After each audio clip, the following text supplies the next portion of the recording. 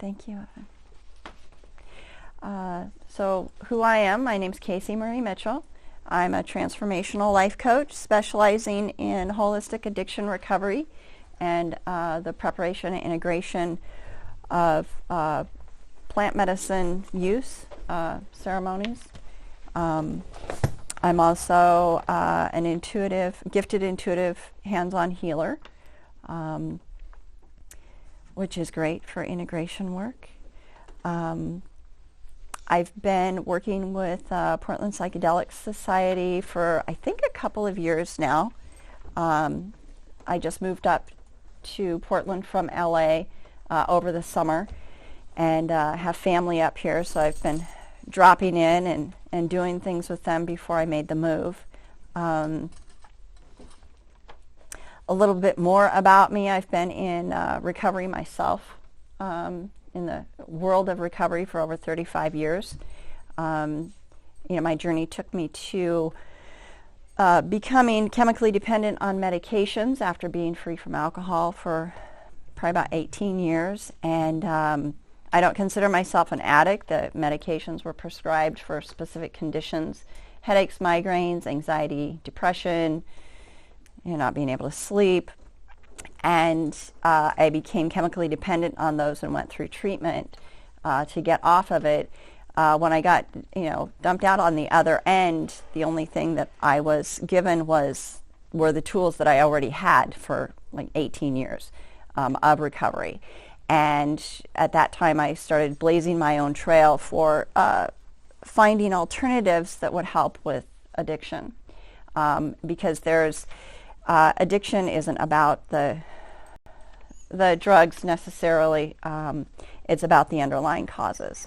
And so that journey led me about 7 years ago to working with someone who was developing the sales department for Crossroads Ibogaine Treatment Center in Baja, Mexico.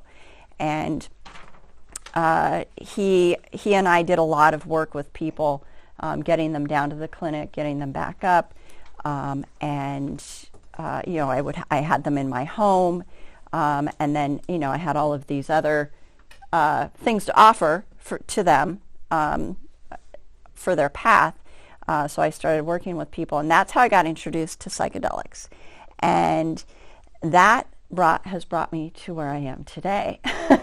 And it's really amazing. I first, was introduced to psychedelics just through Ibogaine and for addiction recovery. And then that stemmed out into, all of these other areas, and finding out that they're useful for a wide variety of issues for people. To bring them up to the level where they can function well, and then way beyond that. I think one of the things that I would really like for you all to think about is what your life would be like if you could have anything, if you could do anything. A lot of people look at, using entheogens. Oh, well, I don't want to be so anxious, and I don't want to have depression and addiction or whatever it is. And when we get up past that level or develop a new relationship with whatever it is, the obstacle that we're seeing as preventing us from being able to be happy, joyous, and free, we often forget that there's like this massive life that's wanting to burst through us and be born through us. So that brings me to part of this, the preparation and integration. Preparation, I think the good preparation for entheogenic use is important, that we have a vision and a purpose, that we're able to tap into what it is that's wanting to birth through us, what our lives are, what the kind of lives that we're wanting to live. So I would like for you all to just take a couple of minutes and just just write down some things, different areas of your life that you would like to have be different, and what that might look like. If it was like the ultimate, like the ultimate job would be something where you are, all your skill sets are being of use. You feel appreciated and acknowledged. You're paid well. So maybe that's one of the main areas. Usually people have like main areas that they're wanting to have a shift in. So if you could just take a minute to write that down for yourself, what that might look like for you.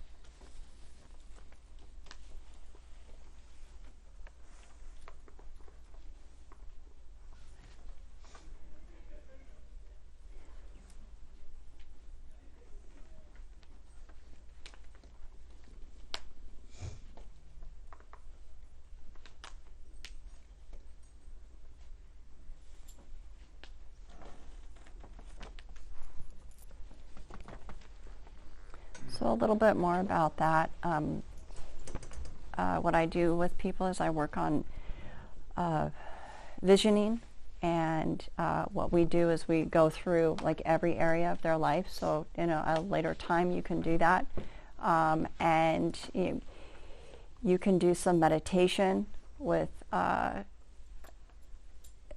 asking the question, what is it that's wanting to express through me and through my life with each area. So relationships, finances, career, community,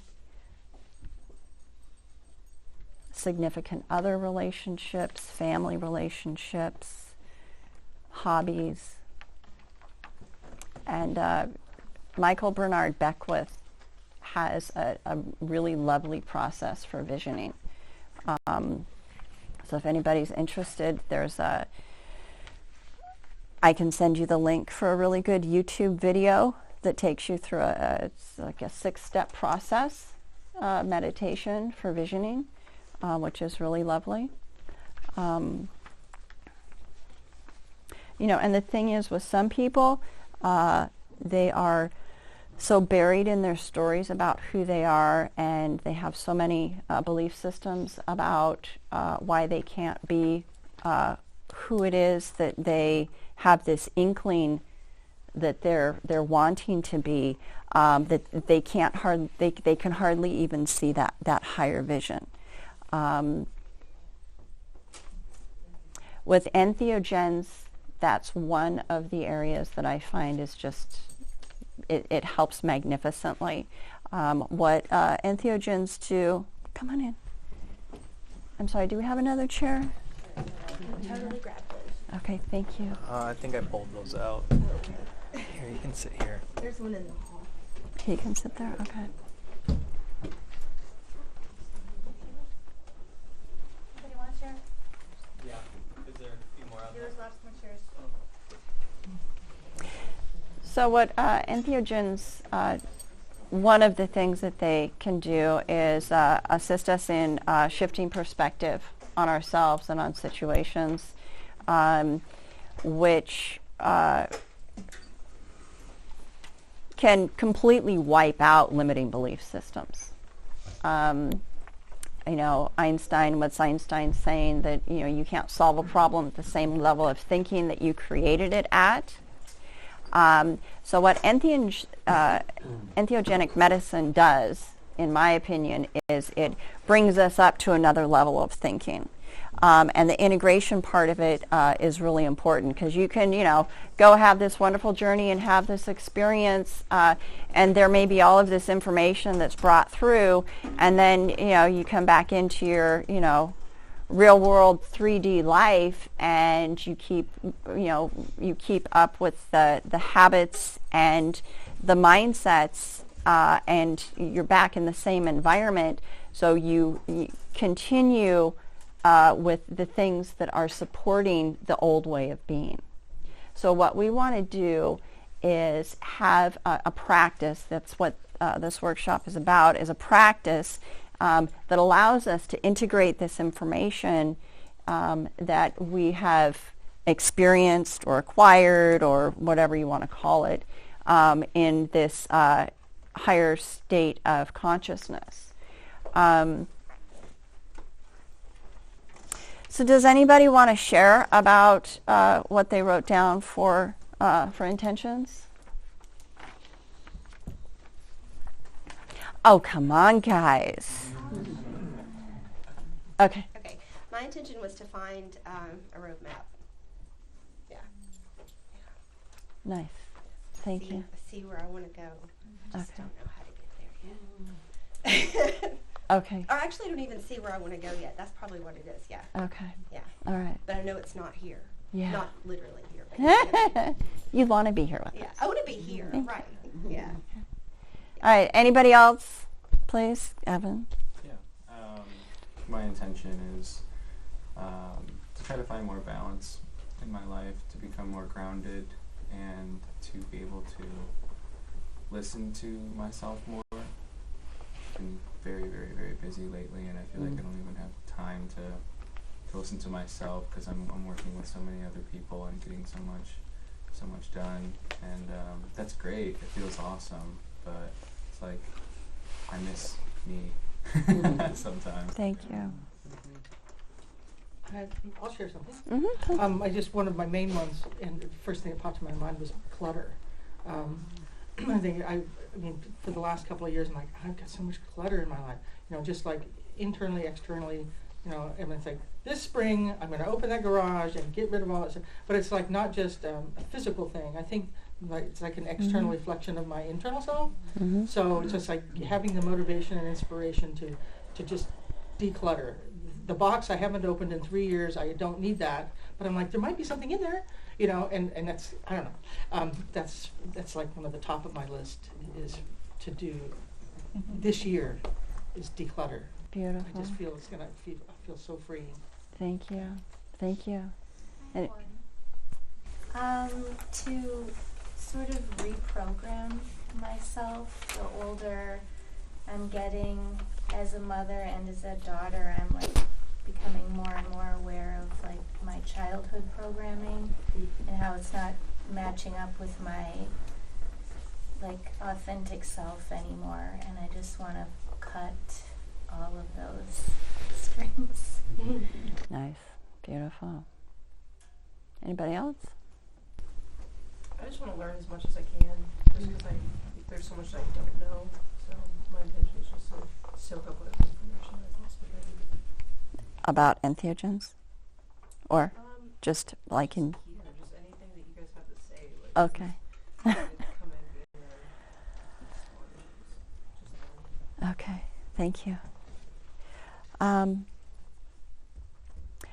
So this takes me into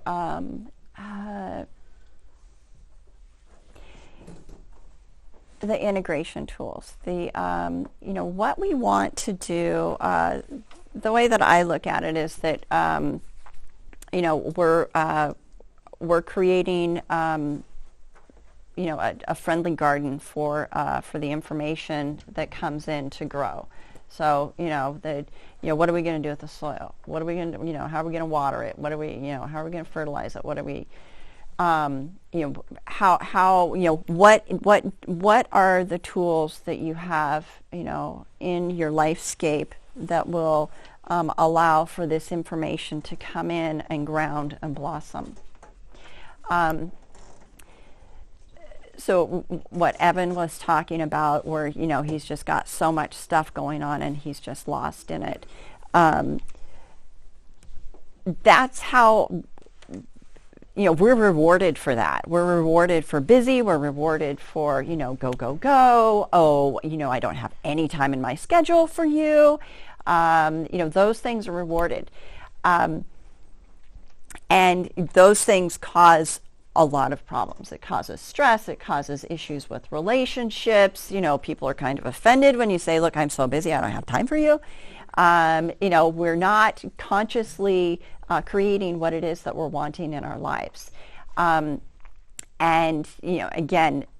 that's what I believe, entheogens are calling us to. Is, what is it, like you were saying, what's my true authentic self?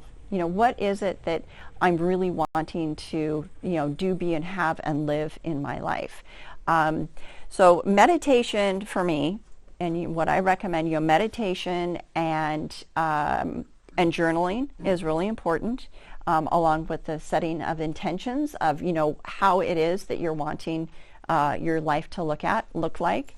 So what the meditation does is it creates this space, and you can do. I teach some in-body meditation and energy work techniques. I'm a fan of in-body and that kind of meditation. Other people can do walking meditation. So if you're absolutely being present and out in nature, and being present with your body. So there's a number of different techniques for meditation. So I would encourage everyone to to do some research on what form of meditation speaks to you.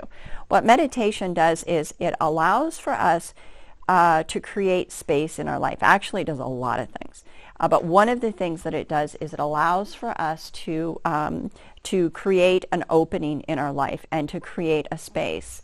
Again, I'm going to say, like Evan, what he was talking about, when we have all of these things that we need to do, and people that need to be taken care of, and situations that need to be taken care of, we start becoming more of all of that. And which it's not necessarily a bad thing, but oftentimes what happens is people will get lost. So they get lost in their life. And so what the meditation does is it allows us to be able to create that space and time in our life where it's like, this is for me. And this is, I'm going to commune with, my inner self, my higher self.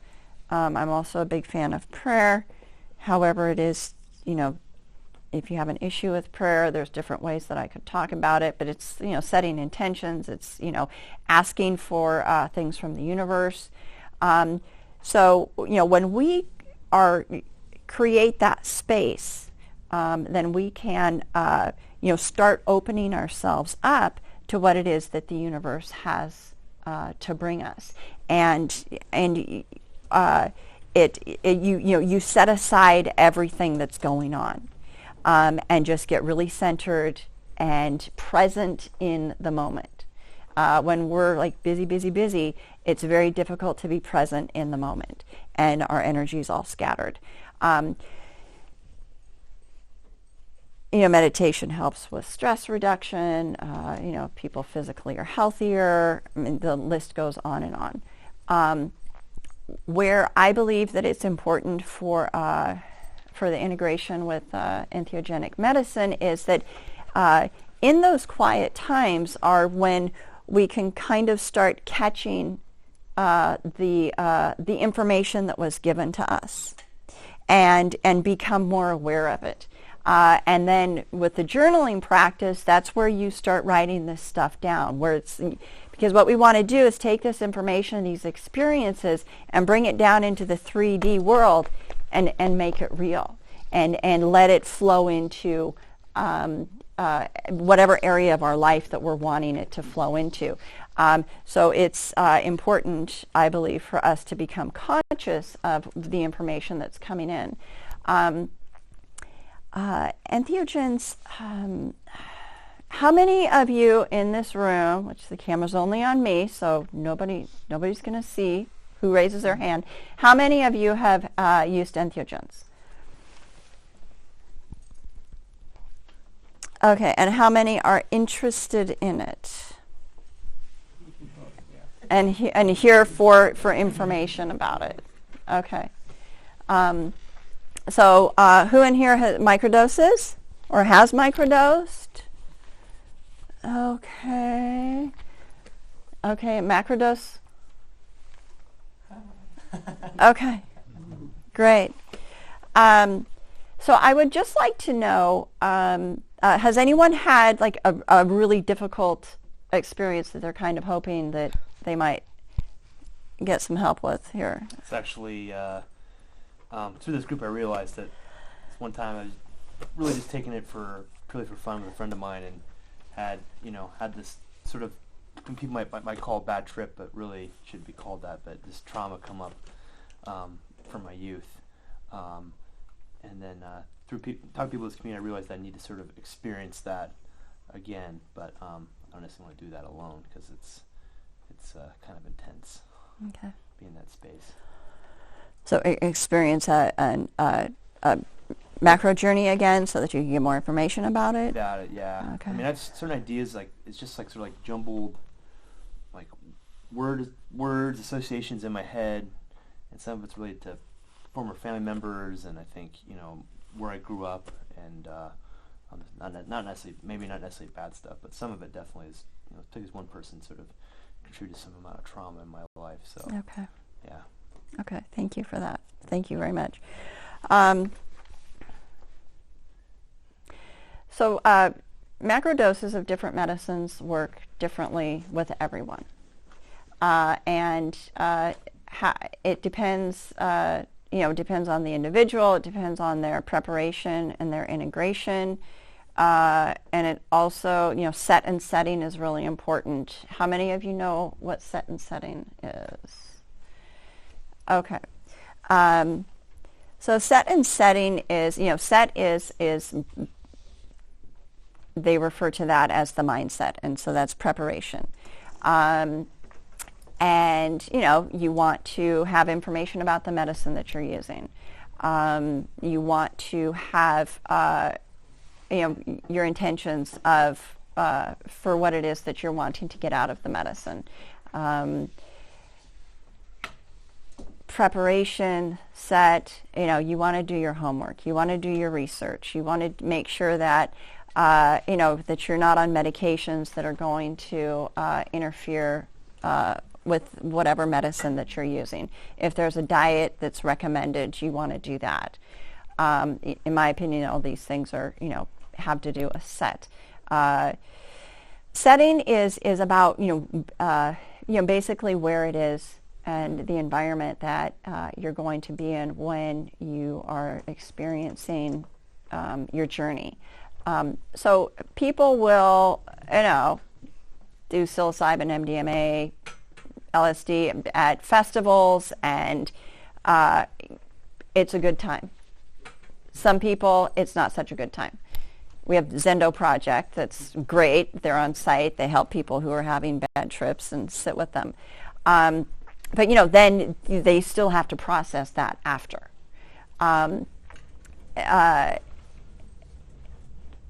People will go to group ayahuasca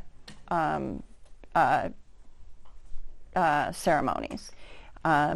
There's all kinds of different people that run ceremonies and run circles. And, I personally believe that what you get out of your experience is in perfect divine order. If it was a bad experience, quote, bad experience, it's up to us to be able to unravel that and sort out the lessons that we have to learn with that, quote, bad experience.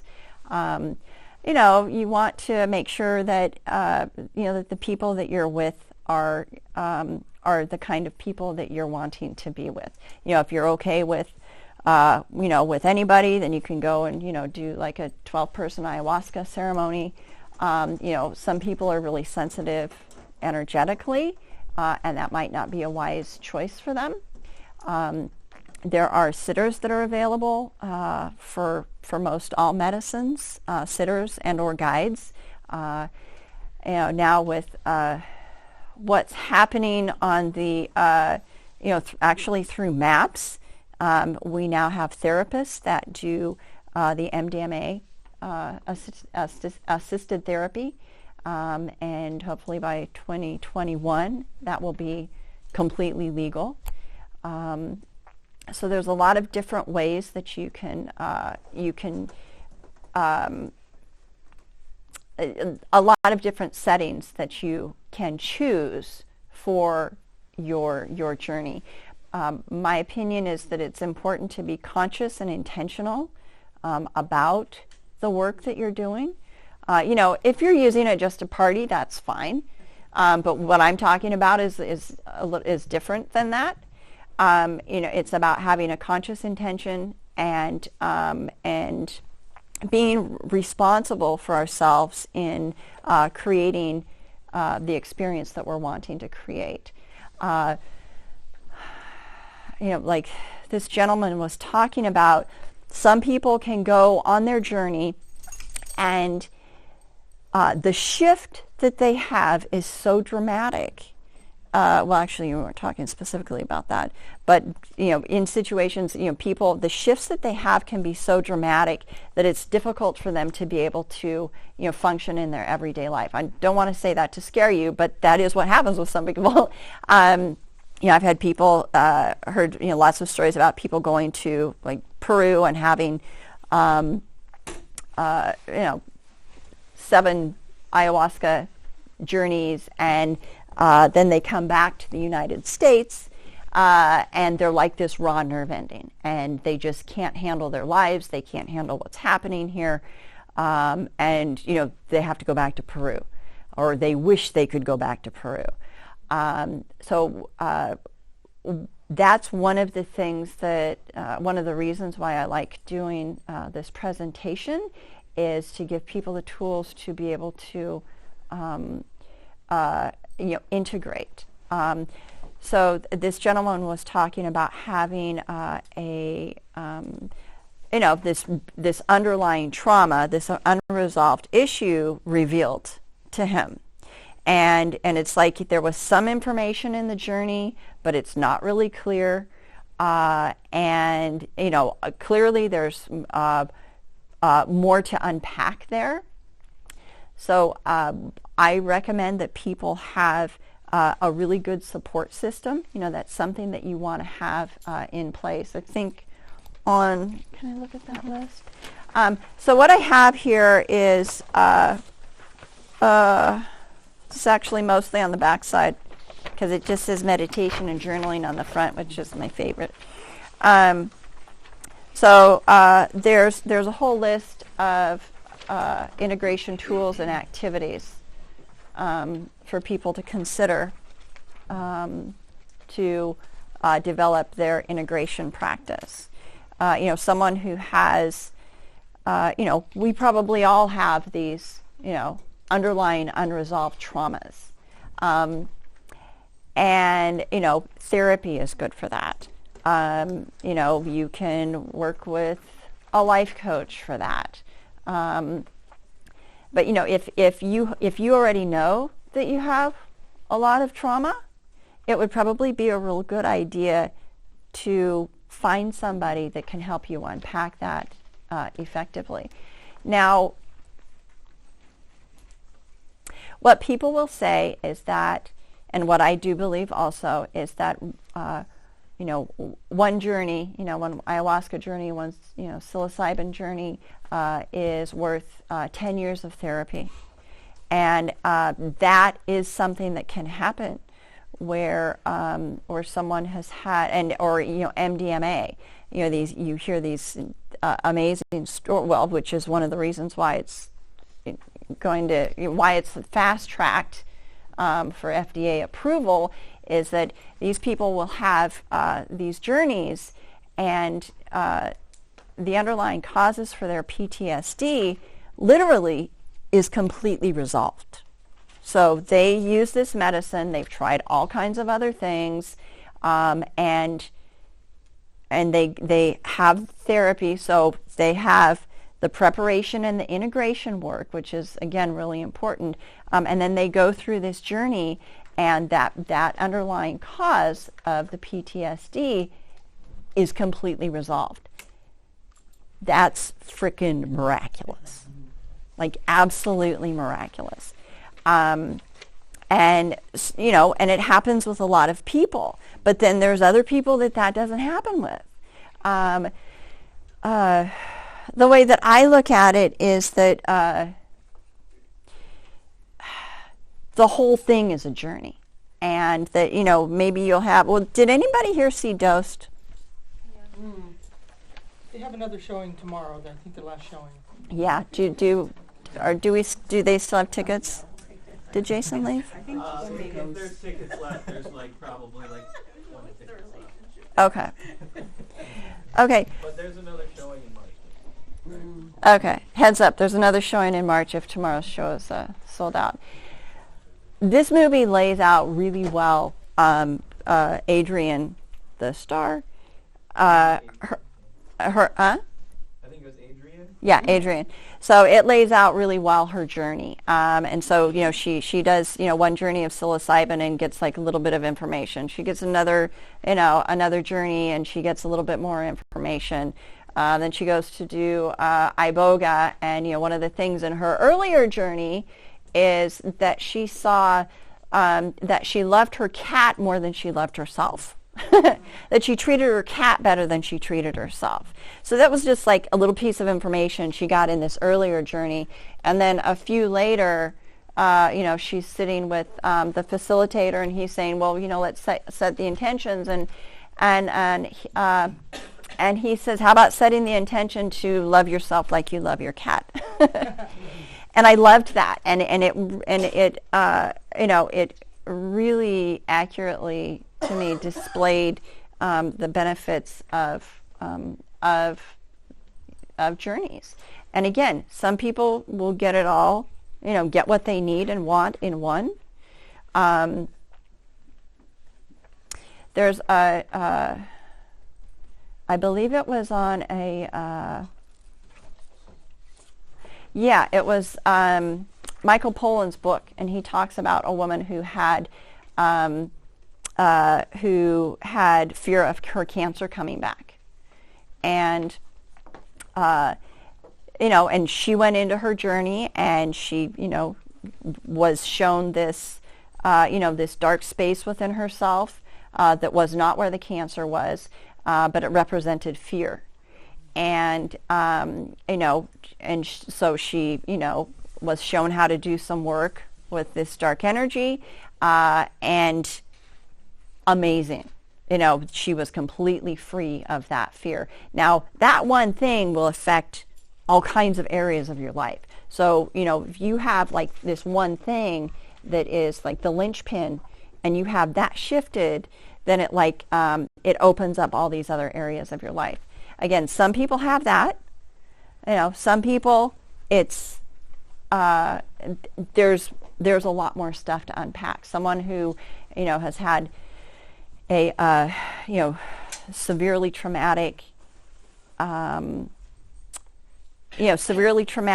childhood, and then they go into addiction, and, you know, they're 50 years old, and they've had all of these relationships, and so there have been all of these layers that have been piled on. They're going to have more to unpack. They're going to have more work to do than somebody who was raised in a relatively healthy home and, you know, is functional in their life and has a good skill set for living and, you know, good mindset about, you know, taking responsibility for themselves, you know, maybe a spiritual path.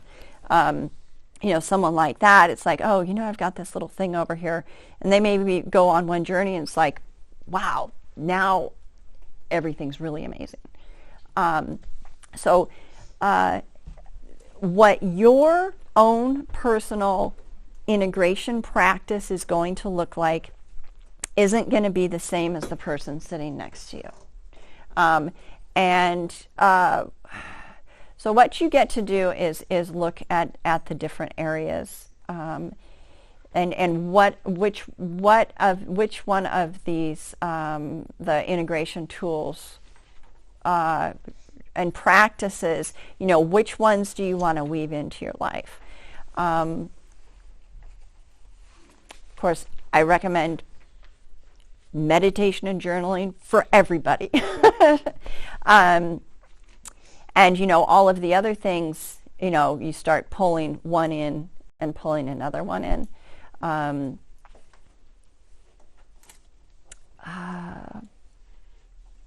Does anybody want to talk? Does anyone have any questions right now? I have a question. Okay. So I was I'm listening to all of this, and this is awesome. This is my first time hanging out with you guys, so hello. Welcome. Welcome home. So a lot of and even things on here like writing a timeline of your life and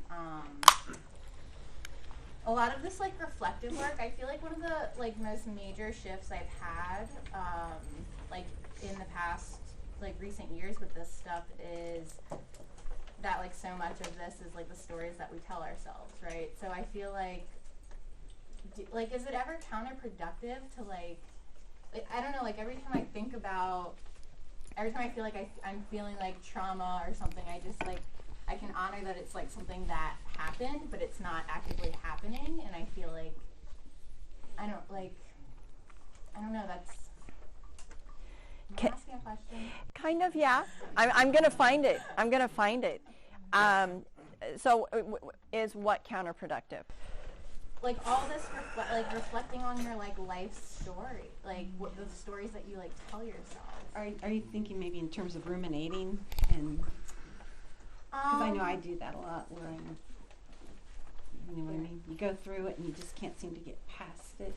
Are you asking, so are you saying that if the point is to create your own story, and your own story is that you are over your trauma, Yeah.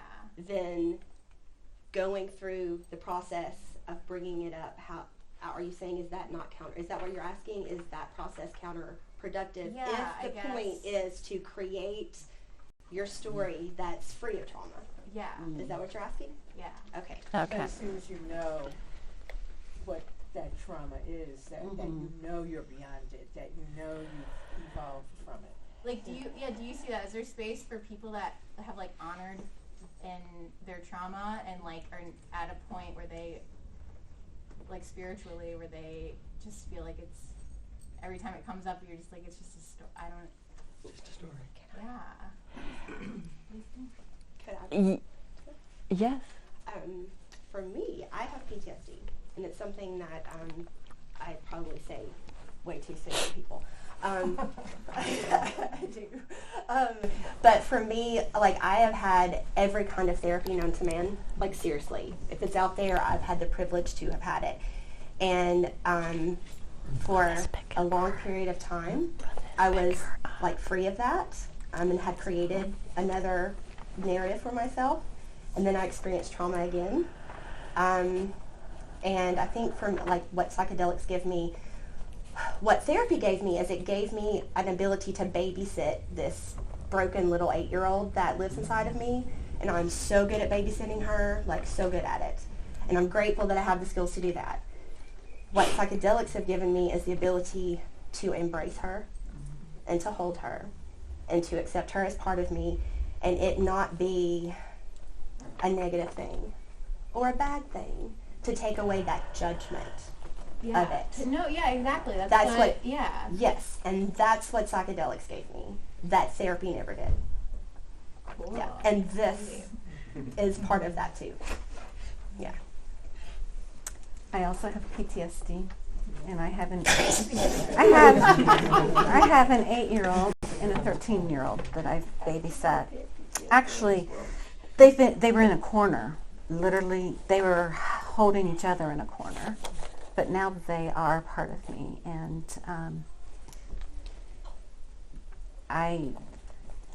I'm free to say that I have PTSD to whoever I care to say it to, because I'm no longer in that corner. I'm out. I'm free. It's no longer a dirty little secret. So And had it not been for psychedelics, I wouldn't be there either. But do you still identify with your PTSD? I don't. I kind of almost feel like I had PTSD, but now I don't. No, that's how It's I kind feel. of, I mean, I'm sorry. Go ahead. I'm sure I could be triggered easier than maybe another person, but I don't know that I feel that I can claim that I have PTSD anymore. Go ahead. You know, I was told after my first experience that, you know, each of us brings to this medicine everything that we have. Everything this recorder in the brain has for us emotionally. And you will know if you're beyond your childhood issues or whatever the things are you think you've worked out when they don't show up in your, you know, for you to work on, that they don't affect you in your trip. Then you know you're beyond it. So do you feel like a lot of like people that have, I'm not going to say good or bad trips, but like experience intense anxiety on their trips, it's because it shows up, they're carrying it around normally, but it's just like more apparent when you... Yeah, it's showing it to you and saying, hey, look at this. And it gives some answers, and you don't, and I know I have to keep dipping into that well again and again, because each time I get something, and each time I can let go of something, of a little bit, and each time I get an insight into how to talk to my little girl, myself, my pain, my complex PTSD that comes, you know, from God, you know, even maybe before this lifetime, you know, and so you can't say. I don't think I can say I'm over that. I've done a lot of work on that. I've done a lot of meditating. I've done a lot of, you know, breath work and work with therapists and stuff, and I'm over it. But you step into that realm of psychedelics, that's when you know, I think, that you're beyond it, you're beyond something, or you're not. And maybe I'm wrong, and you're the. Oh no, we're That seems everyone's experience is Yeah. important. I don't. Like subconscious behavior as well. Like we may think that we have overcome all these different things, like traumas or whatever, when we're not addressing our subconscious. some stuff might get varied by life experiences, like this. Sometimes these intense experiences I have, it's just like, it's just stuff from like a long time ago. It's just like, all of a sudden it comes to the surface. So, I just want to bring up the importance and circle back to what you said, Kayci, that every single person's healing process is going to be completely different. And while we can gain so much from each other's experiences, you shouldn't hear what someone says and then set that expectation for your own mind, because you might be setting yourself up for disappointment or frustration and that's, it's totally okay to not work through it the same way that someone else has. You know, everyone is going to work with it differently. Have their own process. Right. Yeah, I think also, you know, again, that idea of set, you know, if you know that there's an issue, what your intention is going into it, you know, how much are you prepared to experience and walk through?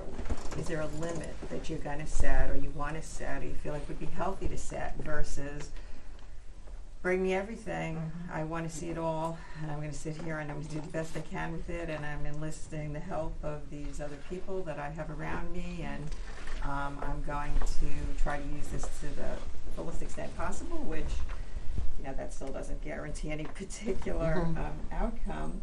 And then, you know, the other piece of it, I think, is if you are fortunate enough to find yourself walking through something, or, you know, going through a doorway that is different from what your previous experience was, being able to trace back how that happened, you know, what enabled you to walk through that doorway. And when you recall it afterwards in your meditation or journaling, whatever it may be, always making sure you go through the doorway again, because many times I find myself kind of recapturing the intensity of certain experiences, and it's very important that I go all the way through. And when that happened, then what did we do? And where did we find the resources? And how can I contact those resources again and remember that same process and bring it to bear in this moment and in every moment? Wow, this is just like an amazing example of the importance of community in your integration practice, you know, because this is where we get answers. It's James Fadiman refers to, you know, social research. So we're doing social research. Yeah, we're laying some pretty good ground level here for this work. So, you know, and this is wonderful. Was that helpful? Still incomplete. It's nice to hear what other people have to say. Okay. So I think your question was specifically about my recommendation for a timeline on there, right? Yeah, just like. Okay. Yeah. Okay. Well, let me talk a little bit and see if maybe your answer is in here somewhere. Clients that I work with, I had them use the tool of a timeline. You know, good, bad, you know, whatever it is that comes to mind for them to put on it. You know, I have them do it in a journal and, you know, do age 0 to 6 on, you know, a couple pages, you know, 7 to 10, you know, whatever works for them, and write down the events. The reason that I have them do that is so that they have some awareness of what, you know, some event may have, you know, happened, or you know, some input from a parent may have been given to them that developed like this real hard line belief system that they have, that they're currently living based on, but don't even know it. So that's what you were talking about, was like unraveling the programming. So that's one of the reasons why I do that. But then the other part of it is really important, is having the higher vision. You know, what is it that we're wanting to live? How is it that we're wanting to be? Yes, people get stuck in their stories. People get stuck in their identity with the story, their identity with, you know, the event. You know, I have PTSD. You know, I have PTSD. You know, in Alcoholics Anonymous, some people don't like that that people introduce themselves as alcoholic. You know, my name's Kayci, I'm an alcoholic. Because, you know, they say that keeps them in the story of being an alcoholic, having that identity. Now, for me personally, when I say that, that doesn't mean, I know I'm a fully recovered alcoholic, is what I am. And so, you know, to me, it has a different meaning. To these women, you know, they both said, I have PTSD. But then they also said, I'm recovered, right?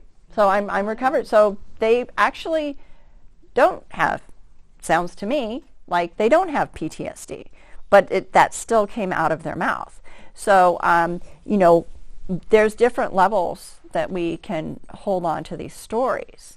Or, you know, and again, I think that's part of the importance of integration is, you know, how are we living that out? You know, am I still, you know, am I still living like I have PTSD? Am I still, you know, like, am I still not unconsciously, but am I still consciously being, you know, on guard for certain things? Am I still conscious? Am I consciously avoiding, you know, triggers that really don't even trigger me anymore? But like, I'm not going to go to this place because it bothered me back then. It's like, are we still living that? So it's, you know, the integration part of it is about that living at that higher level, fully and completely, and, you know, being able to examine, or, you know, become aware of the areas in our life where, you know, maybe we have a habit or a behavior that's pulling us back down and still trying to ground that story. I'm thinking of, if you have the story that you're a victim of, an abusive partner, or that there's toxic people in your life, right? And you come out of this journey, it's like, oh my God, I feel so great. I feel amazing. I feel so connected. I love myself so much. I have this vision of this amazing life and this relationship, and then like you come back and you go back to the partner who's abusive, and and you don't take any steps to pull yourself out of it. You don't take any steps to and the universe will give you the universe will magically, really how it happens to me is that the universe magically gives me like this path to go down, another path. And if we stay grounded in the story, I'm in an abusive relationship. If you stay and you keep, going down that path and taking those actions, then, that's what you're going to get. So we do have some work in, what are the, am I learning to say no? Here I have this amazing self-love for myself. Here I know that I'm worthy of something more. I know that what this person tells me is not true about me. Well, okay, what are the next steps to really ground that information that came through this amazing journey? What do I need to do to ground that in my life? Do I need to get a restraining order? Do I need to, go to, group therapy where there's other people talking about how they, tiptoed out of this thing? So does that answer your question better? Yeah, no, being reflective, and I think that's good. But yeah, I was more thinking along the lines of like, because your brain doesn't know the difference between a memory and what's happening right now. So I was just thinking in the sense of like, if you keep reflecting on your trauma, you're going to keep like re-traumatizing yourself. Absolutely. So but that you made it more clear. So thank you. Did I? Yeah. And there's for that specifically, there are there's exercises that we can learn to do. And again, visioning, creating a new version. There's all kinds of stuff to do with that, to re-script the experience, to go back and, be the adult that, takes care of the kid. So there's lots of like specific tools if like that's something that's still coming. Again, you never know what's going to happen in a journey, because sometimes a journey like will flip all that stuff, and it's like, oh, I don't need to really do anything. Yeah, I just wanted to touch on trauma for a second. I work with traumatized youth professionally, and I just wanted to clarify and kind of define trauma, because we're tossing around the word so much. And so I just wanted to remind everyone, trauma is not the event or the incident or the stressor. Trauma is the remembrance of this event, and that is what can trigger us, the way that we remember these things, and that memory can shift and change and get more intense, and the more that we resist that memory, the more it can, kind of take over. But I think what psychedelics can allow us to do is to revisit the event and approach it and embrace it, like you both said, in a different way that we never have been able to do before, that we can't even do in therapy. It's like it allows you to connect with the event, and it will change the way that you remember it forever. And so when you remember the event, it's no longer a stressor, it's no longer a trigger. It's the same, it's not the same, but you can recall it like you can other events that wouldn't trigger you in your life. And we are not what has happened to us. That doesn't define who we are. So I think that's an important thing to remember when we were discussing trauma and the ways that psychedelics can heal that trauma, is that we're fixing the way that we're thinking back on things, not fixing what happened to us, because we can't fix that. You'll never be able to change that, and you can't delete this incident from your life. What you're trying to do is fix how you connect with that event, so that you are more comfortable, that you're more okay with it, and that you're not allowing it to control how or who you are anymore. I have a question, but I can wait.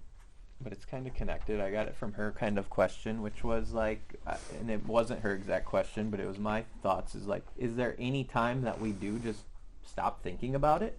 Like, do we go to the grave with this stuff? Maybe it doesn't hurt us as much anymore. I know after I've had some big experiences, there has been a lot of stuff that I don't internalize as much as I used to, but in some ways, that stuff really motivated me to do the stuff that I was doing in life, and now I'm just not doing that stuff anymore because I don't have that like crazy tension that I'm like playing against or off of or trying to defeat. And in so many more ways, I'm like way more chill and open and bringing in tons of new people into my life and such. But part of me is like, is that gone now? I don't know. Like the parts of me that that existed because of what I was, let's call it, trauma or something that I was playing off of, is now not there, so I don't have to be against it. Then it kind of makes me less of a formidable ego, I guess, but like, functional. Yeah. Well, what I call that is My function, yeah. I call that transcendence. Okay. So there's transformations that take place, and yeah, thank God we transcend. So it's gone. My scales are gone, and I don't do that stuff anymore. I don't know. Yeah, I mean, like Evan was saying, there's belief systems and ways of behaving, and like there's the event, and then there's all the stuff that's built up around it. Yeah. And so when that stuff that's built up around it shifts, like he said, it's the event itself is not going to change. It's how we experience the event, the perceptions of the event, how it's affected us, the whole domino effect. So, for me, I have transcended numerous obstacles in my life. I wouldn't be sitting here today if I hadn't. And, I think about them, but it's like it's not, I can look at it like almost like it's like another person with a lot of the things that I've experienced. It's, it's me, viewing it from a completely different perspective, and, and I'm not the same person. Okay. So, I mean, definitely, yeah. Yeah, we transcend. For me, I think it's the same thing, and even to the narrative aspect of it is that the events are there, and the way I think about them are differently. Before those events took away my power, because I looked at them and they were, they take away they take away your power. And now when I look at them, I'm a badass because I overcame, I'm empowered by that because I've embraced it. So the event is the same, what happened to me the same, how I view myself is completely different. But reflecting on that doesn't make you feel like it's counterproductive. It doesn't make me feel like it feels productive. Yeah. And again, I had years and years, 20 years of therapy, okay? Like, it wasn't until, like, it feels like, okay, and my logical brain pukes when I say woo-woo stuff, but it is woo-woo-y. It is. Like, there's no way to explain it other than it's magical. It's the best we have for words. Yeah. Yeah. Well, and it all counts. It's like all the work that we do, all the all the therapies, all the therapy sessions, all the everything, it all counts. And some of us get pushed to the point. Yes. Sorry, I don't want to Oh, some of us get pushed to the point where, it's like, I'm fucking done. I am done with this.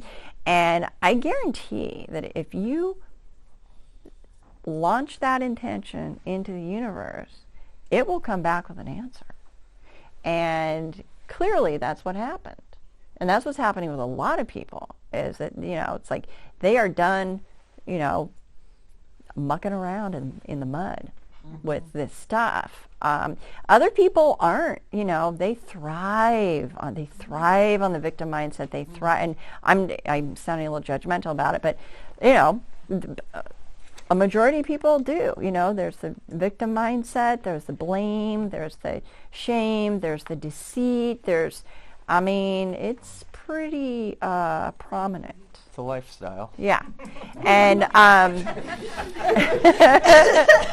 and all of that contributes to the victim mindset and staying stuck, and it's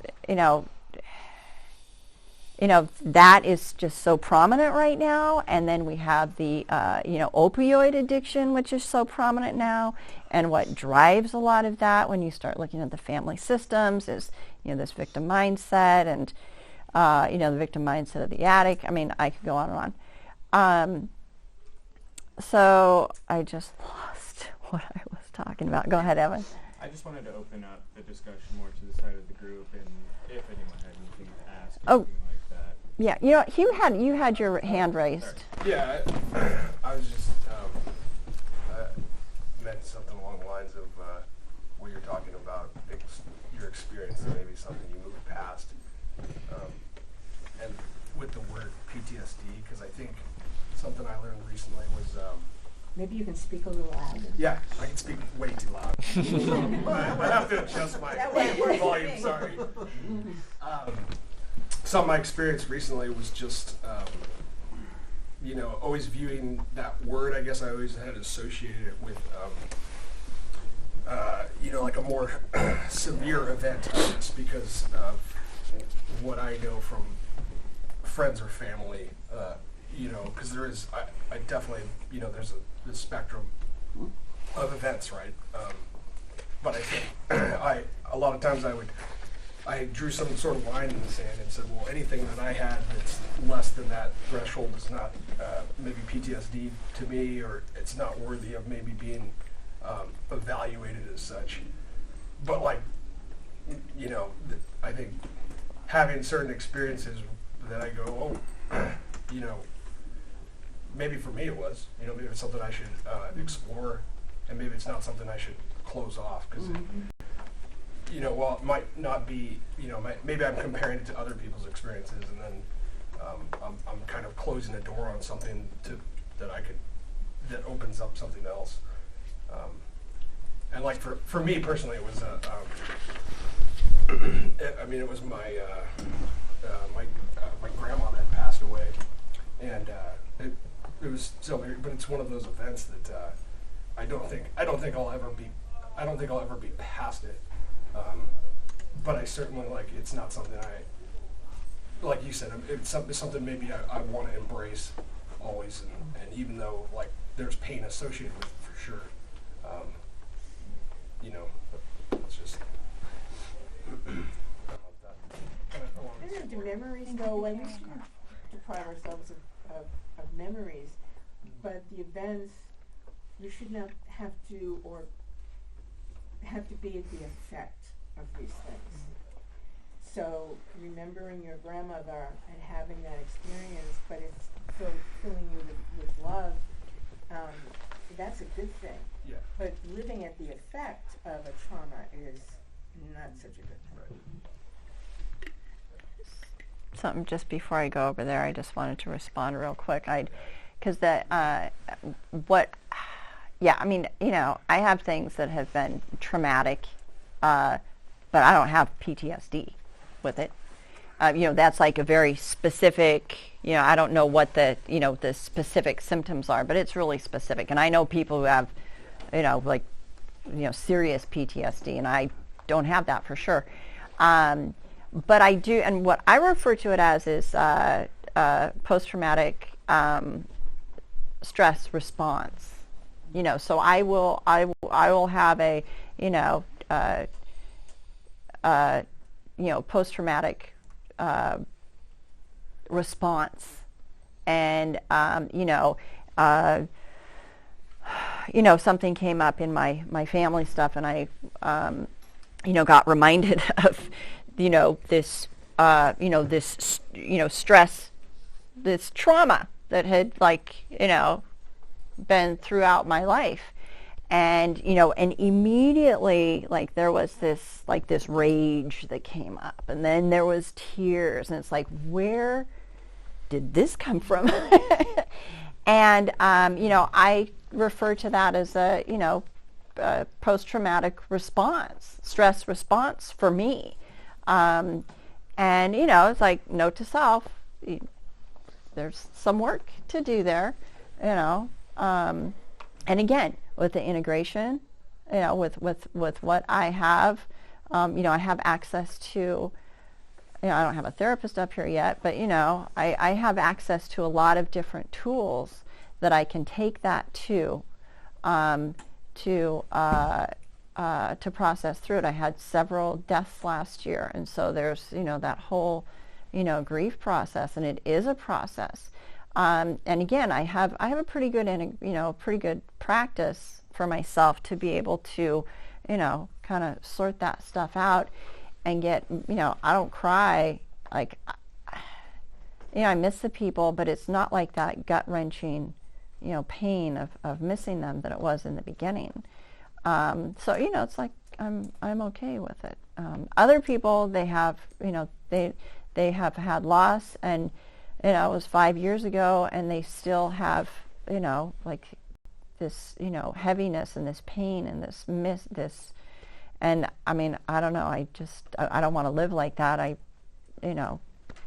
have had different perception shifts on how I view death, and, all kinds of things that have helped me with not suffering with this pain. And also with that, I believe that pain and discomfort is actually a gift. It's part of our being's way of giving us the high sign that there's something here for you. There's a little diamond down here. It's just it's in the rough right now. So and our being is inviting us to go there and find that gift. And the other thing that I want to say about that is that we're I believe we're multi-dimensional beings. We're, physical, mental, emotional, spiritual. I had a lot of information that's come through with past life stories, and I'll refer to them as stories if you don't believe in reincarnation or anything like that. But lots of information, just, and spiritual agreements that I have with people, and, energetic connections with people. So, there's lots of levels to look at about ourselves. And again, with entheogens, man, it'll take you there. It will take you there, and it's amazing what you see. So, my question, just throw it out there if somebody wants to address it now, or see what other questions are in the room. I wonder, I don't have any experience with microdosing, and I wonder if that has a benefit for what you're talking about, having these downloads and helping to become what you want to be and do and have and all that. Me personally, absolutely.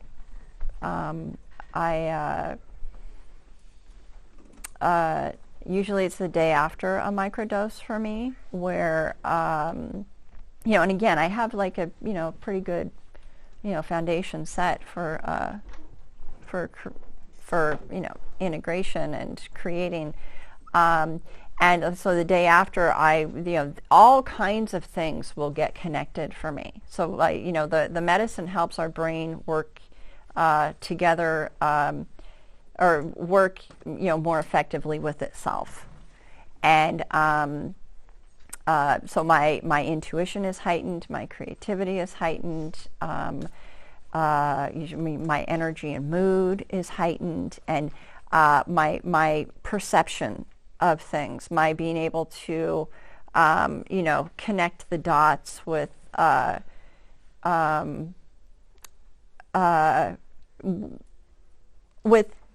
things could flow more easily moving forward.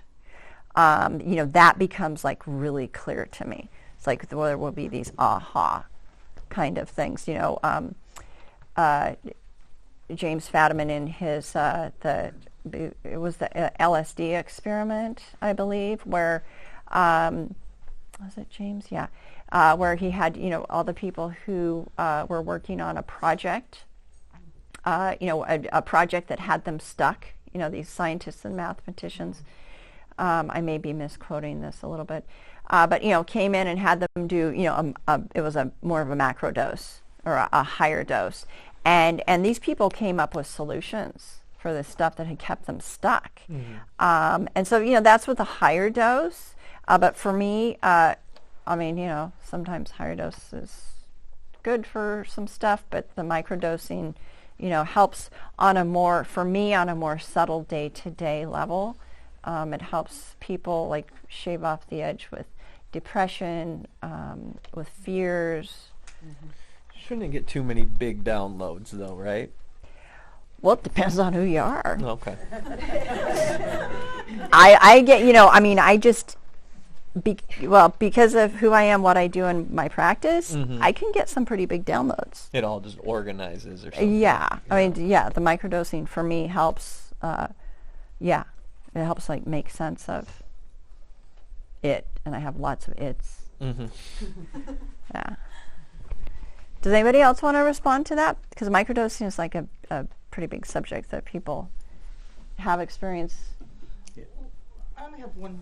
Is there some kind of guideline to what is considered a microdose versus a macrodose? Yeah. Where would I find that information? A microdose is subperceptible. You shouldn't feel anything. If anything's happening, you need to take less next time and keep going less and less until you literally can't feel anything. To me, it's not tangible. It's like 1 milligram. Oh, okay. That's like start with maybe 100 milligrams, and if you feel it, go to 50. And if you feel I'm talking about LSD or mushrooms. Mushrooms. Okay. I'm gonna be. Yeah. So the thirdwave.co online. So lots and lots of information about microdosing. James Fadiman. Actually, if you want to give me your information after, I can send you a protocol by it's the Fadiman protocol. Oh, okay. And it's a microdose is it's considered like FADIMAN. It's 1/10 of a macrodose, but when you're looking at psilocybin, that's who knows? If you're doing like a museum or a heroic dose. It also depends on the type of mushroom.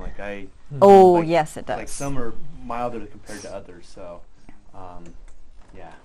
Yeah, so it's for psilocybin people. It's like a trip amount divided by 10 or 20 is what usually is just the. Yeah. That's why for the 10 and 20. So 100 milligrams of psilocybin is considered a microdose. 10 micrograms. Yeah.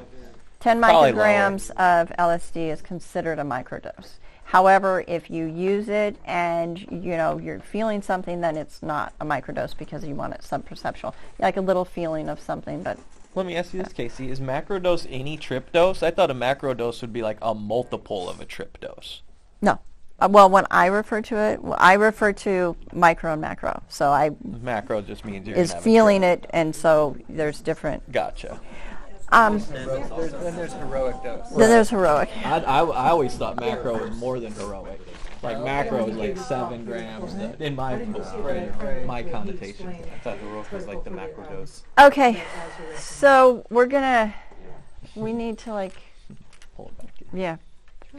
wrap this. Yes. I was just gonna comment on the thirdwave.co.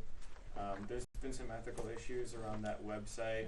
If you'll log on, the first thing that will come up is an advertisement for their microdosing course. It's like $500 to teach you about it. Don't buy it. There's so much free information out there. Kayci suggested James Fadiman's protocol. Information can be found online, and I just wanted to say that about Third Wave. There's awesome information on thirdwave.co, but do not spend 500. It's, right. There's free information on there, but avoid that. Did Just you wanted do to put the that. course? Is that why? No, I know people that have. Are you traumatized by that? They're extremely disappointed, and you Yeah. know, there's so They're many just people taking trying to advantage. capitalize on the confusion around psychedelics, and so, as someone that would say knows a little bit about the topic, I would recommend that we don't do that. Well, and so we're gonna I'm just gonna back off a little bit of that and just the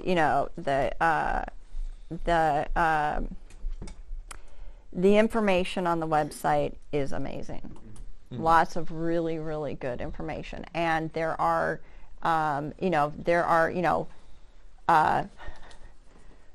people who charge for assisting people with microdosing. I'm one of them. I'm a coach.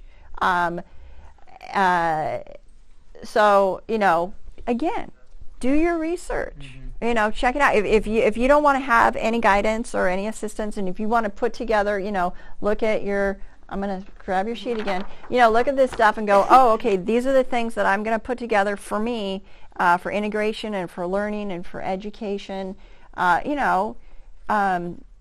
Do your research and and don't do anything that doesn't feel right. Honor yourself. Don't get sucked into something that is, maybe that course is, I don't know, maybe it might help you. Maybe you've got $500 to invest in that, and maybe that's, I don't know.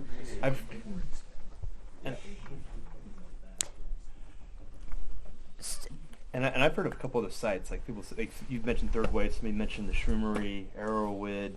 Reddit. Yeah, Reddit's good for a lot of different things. Actually, I had some pulled up, about Reddit about there's like two different types of like microdosing regimes. One's like once every 3 days, Stamets versus the Fadiman. Is that Fadiman like the traditional 1 day on, 3 days off, or 2 days off, or whatever? 1 on, 2 off. Okay. And Stamets is 5 on, 2 off. Yeah. Okay. And Fadiman says that's just because Stamets has more access. He stacks it with niacin and lime. Yeah. Neurogenesis. Right. Yeah, there's great benefits. I think the word that I would add to this part of the conversation is responsibility. Thank you. We need to be responsible for our experiences and for the information that we're bringing into these experiences, and so ultimately it's each of our own individual responsibility to make sure that we're prepared, we're in the right set and setting. And if you need support, go to somebody like Kayci, or somebody like you. For these things as well. But we really have to be responsible for the experiences that we create. So I just want to add that word in there. Thank you. And that actually is perfect. That's pretty much what this is about, is, what I'm trying to do is, and our actually Portland Psychedelic Society is what we're trying to do, is give people information so that they can take it into their lives and use it responsibly. Don't take anything that you've heard here as, gospel or the way to do it. It's about us going out into the world, getting information and then bringing it back to ourselves. The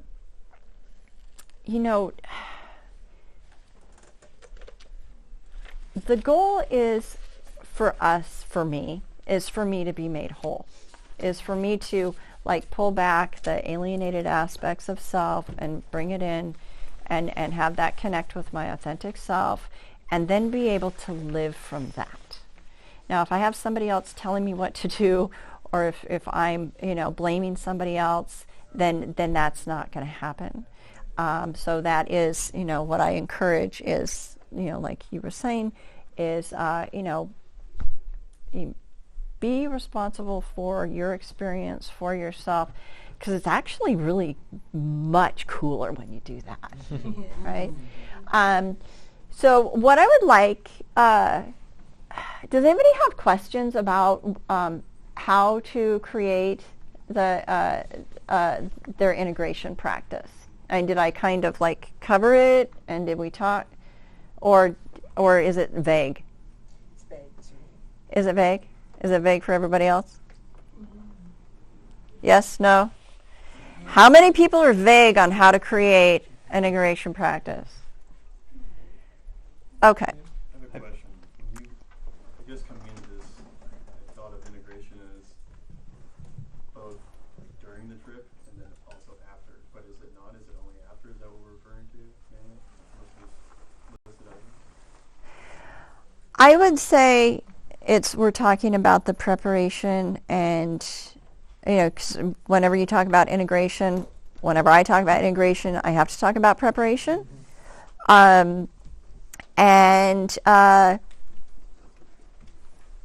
Yes, it is about after. So what I think you're referring to would be, we would talk more about navigating a psychedelic journey, which is that is a different subject, because that's a whole subject in and of itself. Well, I'm interested in, I guess, both the prep and the afterwards, and the spading that people were talking about. When you had this great experience, and a few days later, you just kind of back in this weird fog. And so,